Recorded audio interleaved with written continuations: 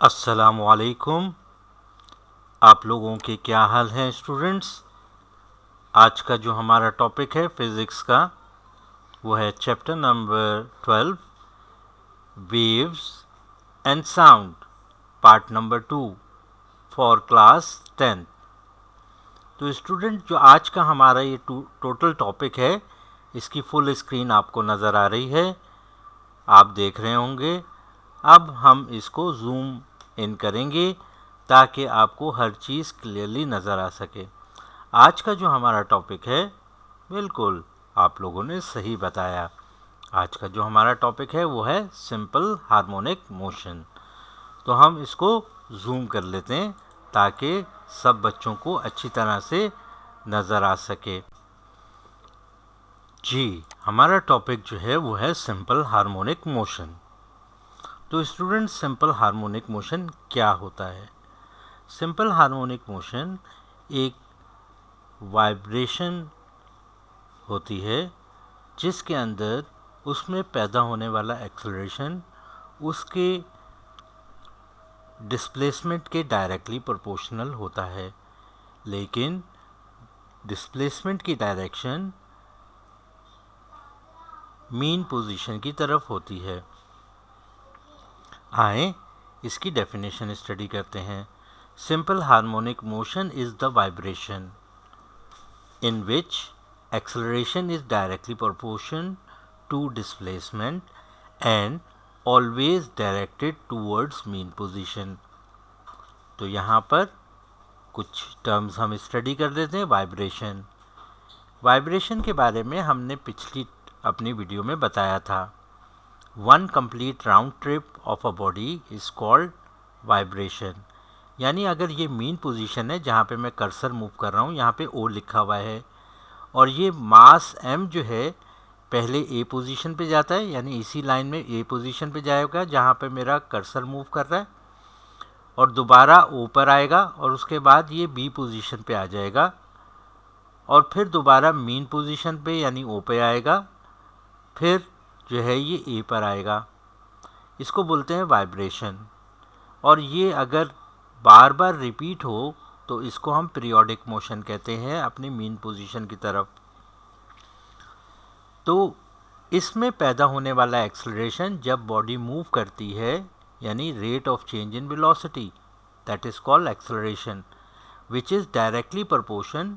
Directly proportion क्या चीज़ होती है? If the acceleration will increase, the displacement will also increase.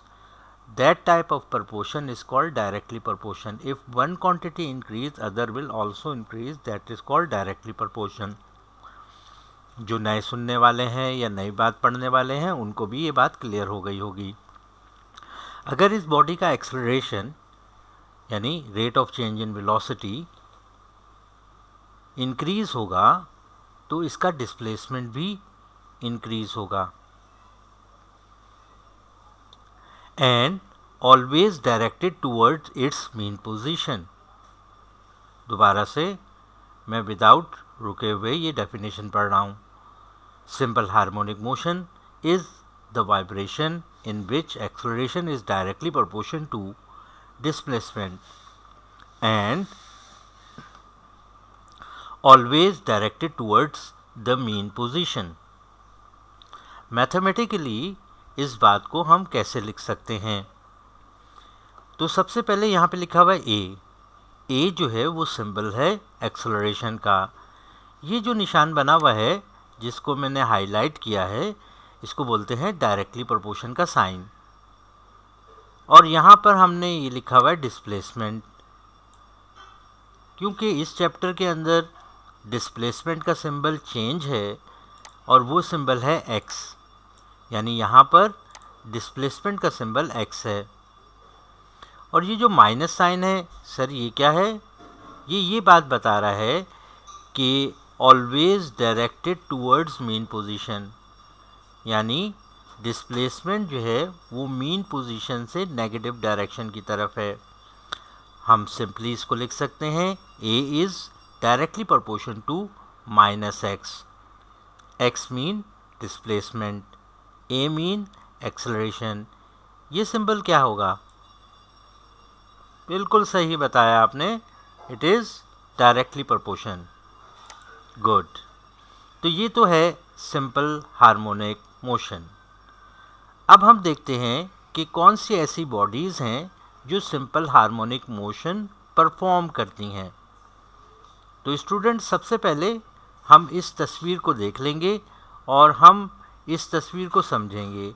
ये जो तस्वीर है, इसमें एक बॉडी जो है वो स्प्रिंग के साथ अटैच है। ये स्प्रिंग शो किया गया है, जो ऊपर नीचे ऐसा शो किया गया है, सही है। और ये जो है मास है, अगर हम गौर से देखें तो स्प्रिंग का एक हिस्सा जो है ए पार्ट के साथ, मैं थोड़ा सा और जूम करता हूँ ताकि इसको मैं आपको वाज़ेह तौर पर दिखा सकूँ। ये तस्वीर बहुत इम्पॉर्टेंट है और आपको इस तमाम डेरिवेशन को समझने में बहुत मददगार साबित होगी। मैं थोड़ा सा और जूम करता हूँ ताकि आप लोगों को अच्छे तरीके से दिखाई दे सके कि हम आपको क्या समझाना चाह रहे हैं। स्टूडेंट, फिज़िक्स के अंदर फिगर की बहुत अहमियत होती है। जब भी हम अपने कोई सवाल को लिखते हैं या एक्सप्लेन करने की कोशिश करते हैं तो उसकी फिगर्स की इम्पोर्टेंट बहुत ज़्यादा होती है। मैं मज़ीद इसको कर रहा हूँ और ये दोबारा चेंज हो जाता है। जी, अभी मुझे उम्मीद है कि ये आपको बहुत बेहतर तरीके से नज़र आ रही होगी। तो अगर हम यहाँ पे देखें तो यहाँ पर ये ए है। अब ए पोजीशन है, यहाँ पर स्प्रिंग रेस्ट में है। अगर हम इसको खींचें यानी फोर्स लगाएं, सही है। अगर मैं इसको फोर्स अंदर की तरफ लगाता हूँ, यानी मैं बी की पोजीशन पे लेकर जाऊँ, तो ये इसकी हालत जो हो जाएगी वो सी जैसी हो जाएगी, यानी इस तरह से ये नज़र आएगा और ये बी पोजीशन पे आएगा। जब स्प्रिंग इस सूरत हाल में होगा तो स्प्रिंग क्या करेगा, इसको फोर्स लगा के इस तरफ मीन पोजीशन पे लेकर जाएगा। लेकिन मीन पोजीशन पर ड्यू टू इनर्शिया की वजह से ये बॉडी मीन पोजीशन पे नहीं रोकेगी, क्योंकि स्प्रिंग के अंदर इलास्टिक प्रॉपर्टी होती है और ये ओ से पोजीशन ए की तरफ जाएगी जहाँ पे मेरा कर्सर आया हुआ है, जैसा कि आपको ऊपर बी कंडीशन में दिखाया गया है। अब क्या होगा कि क्या ये ए पोजीशन पे रहेगा? नहीं, बल्कि ये दोबारा ओ पोजीशन पे आएगा, वहाँ पे भी नहीं रुकेगा और फिर बी पे जाएगा और बी के बाद फिर दोबारा ओ पर और फिर दोबारा ए पे आएगा। इस तरह से ये वाइब्रेशन करता रहेगा। तो एक ऐसा जिस्म जो अपनी मोशन को रिपीट करता हो वो सिंपल हार्मोनिक मोशन के ज़ुमरे में आता है।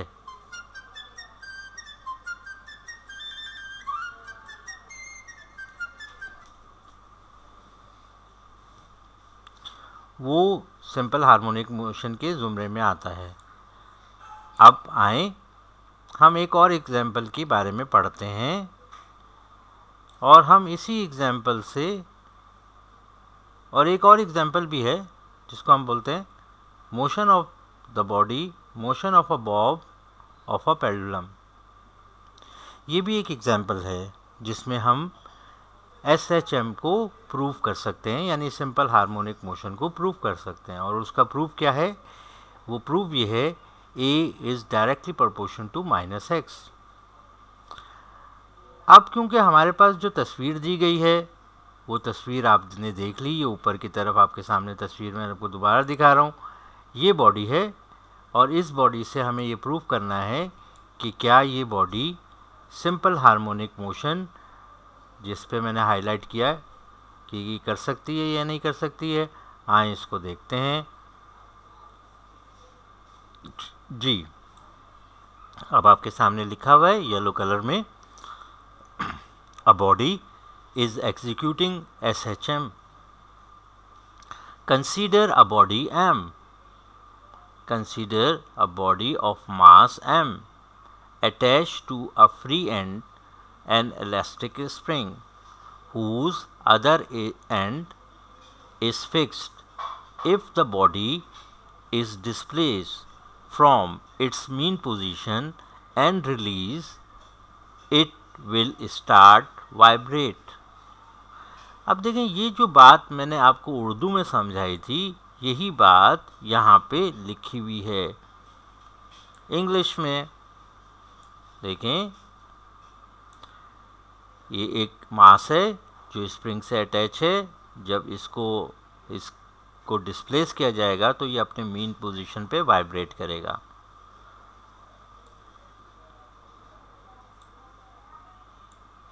चलें, अब देखते हैं दोबारा से। Let the body be at the distance x from its mean position. जैसे कि आपने तस्वीर में देखा था कि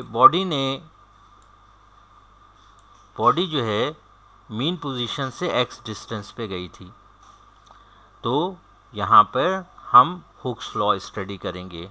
हुक्स लॉ क्या कहता है, यानी when we applied a force on an object, it produce, यानी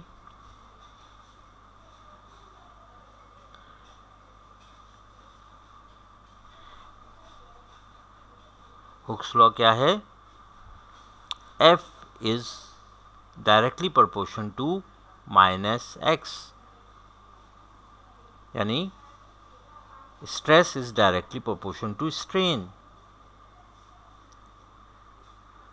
स्ट्रेस फोर्स है और स्ट्रेन उसके अंदर आने वाली लेंथ की तब्दीली है, लंबाई की तब्दीली है। तो हम यहाँ पे लिखते हैं F is directly proportional to minus x.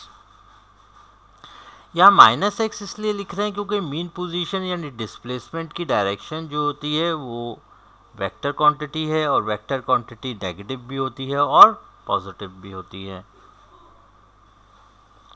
जब यहाँ पे हम डायरेक्टली प्रोपोर्शन का निशान हटाते हैं, तो जब दो चीज़ें डायरेक्टली प्रोपोर्शन होती हैं तो उनके दरम्यान में एक कांस्टेंट प्रोड्यूस होता है।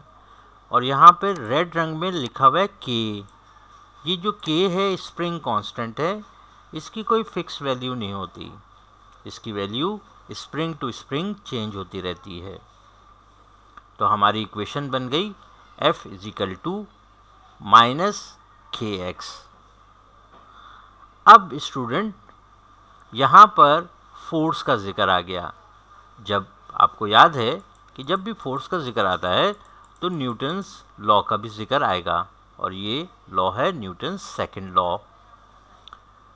इफ़ ए, क्योंकि जब हम फोर्स लगाएंगे तो एक्सेलरेशन प्रोड्यूस होगा। If A be the acceleration of the body at x, यानी एक्स पर, यानी यहाँ पर अगर ज़ीरो पोजीशन पे होगा तो इसके अंदर कोई एक्सेलरेशन नहीं होगा, रुका हुआ है ये। लेकिन अगर जब ये ए पर होगा और जब ये यहाँ से इसको रिलीज़ करेंगे, छोड़ देंगे, तो ये वापस किस तरफ आएगा, ओ की तरफ आएगा। तो इसका मतलब है इसका rate of change in velocity हो रहा है, यानी इसकी रफ्तार तब्दील हो रही है। जब रफ्तार तब्दील होती है तो उसमें क्या पैदा होता है, एक्सेलरेशन पैदा होता है। अकॉर्डिंग टू न्यूटन्स लॉ, जब हम फोर्स लगाते हैं तो यहाँ पे देखिए एक m लिखा हुआ है, मास, और a इसके अंदर पोजीशन a पर आ जाएगा, और वो फोर्स लगाने की वजह से हुआ, तो इस लिहाज से हम कह सकते हैं F इजिकल टू ma। अब जो हमारे ऊपर इक्वेशन है, यहाँ ये वाला जो F जिसको मैंने अभी हाईलाइट किया है, इसकी जगह पे हम क्या लिख देंगे, ma। और ये जो इक्वेशन है जिसको अभी मैं हाईलाइट कर रहा हूँ, इसके बराबर में लिखेंगे। मैंने F की जगह पे सिर्फ मैंने ma चेंज कर दिया इसी इक्वेशन में, और यहाँ पे मैंने क्या कर दिया, माइनस kx जो है लिख दिया। अब हम क्या करेंगे कि ये जो m है ये मास है, और a जो है एक्सेलरेशन है, और m जो है a से मल्टीप्लाई कर रहा है। अगर मैं इसको इजिकल टू इस तरफ लेके जाऊंगा तो वो डिवाइड हो जाएगा, तो मैंने लिख दिया k upon m minus k upon m x। अब देखें, जब ये बॉडी ऊपर देखें, दोबारा से हम आपको दिखा देते हैं। ये जो बॉडी है जिसका मास m है,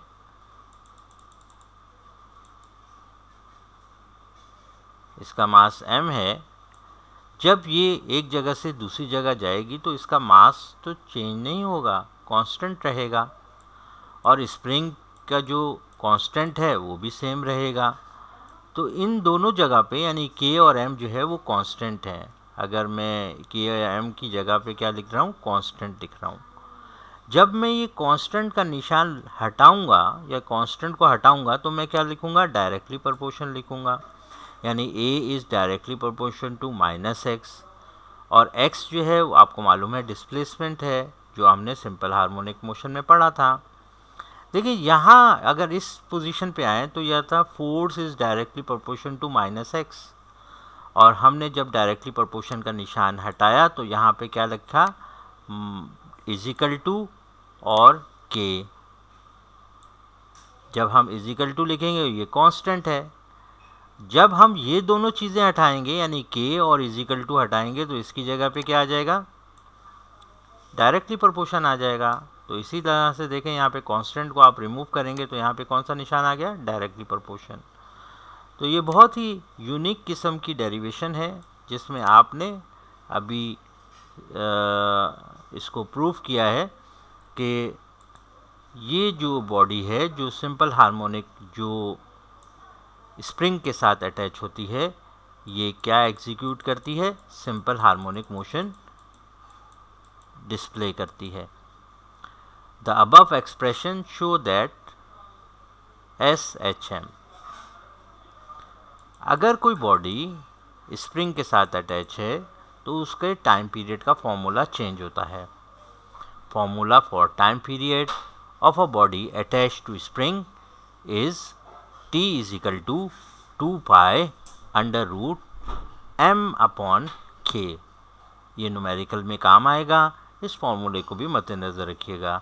स्टूडेंट, ये जो पूरा टॉपिक मैंने आपको पढ़ा है ये आपका एक कंप्लीट टॉपिक है जो आपके 5 ईयर 10 ईयर में आता है। मुझे उम्मीद है कि आपको ये समझ में आया होगा। हमारे साथ बंधे रहिए और अपनी पढ़ाई को आगे बढ़ाते रहिए। जज़ाकल्लाह।